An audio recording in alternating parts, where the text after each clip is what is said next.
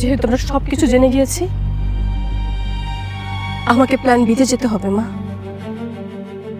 আমি আমার শেহজাদের সাথে থেকে গোপনে ট্রিটমেন্ট চালাবো, যেভাবে হোক আমার শেহজাদকে আমি সুস্থ করে ছাড়বো।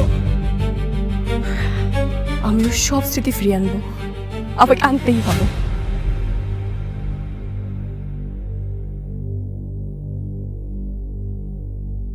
গোলামের যত অতীত, তার অগাধ টাকা, অগাধ ক্ষমতা, সবই চাপা পড়ে আছে স্মৃতি হারানোর এই খেলায়। যদি কখনো স্মৃতি ফিরে আসে, কি হবে আমি নিজেও জানি না।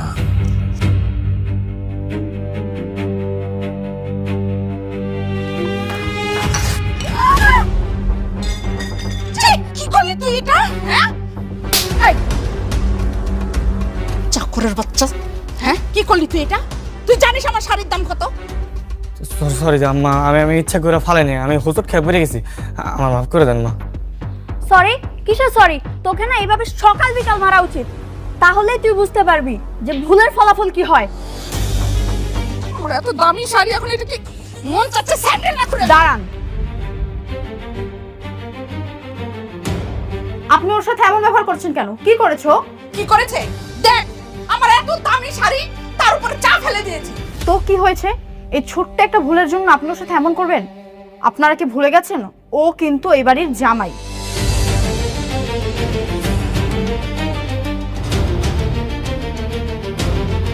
আজ ওর গায়ে হাত তুলেছেন, আমি কিচ্ছু বললাম না, কিন্তু নেক্সট টাইম ওর গায়ে আবার হাত তুললে আমি কিন্তু ছাড়বো না।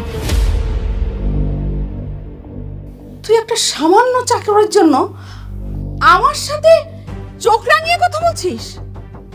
কি করবি তুই? হ্যাঁ, নেক্সট টাইম যদি ওর গায়ে হাত তুলি কি করবি তুই? ওই হাত আমি ভেঙে দিব।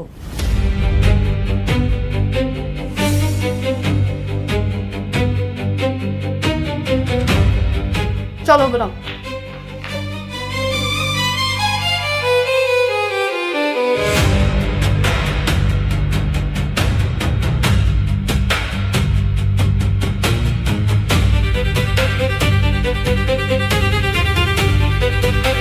দেখলি দেখলি, হ্যাঁ ঋতু, ঋতু গোলামের জন্য আমার সাথে কি আচরণ করলো? হ্যাঁ, একটা 2 পয়সার চাকর, তাকে নাকি এখন জামাই আদর করতে হবে। থাক না মা,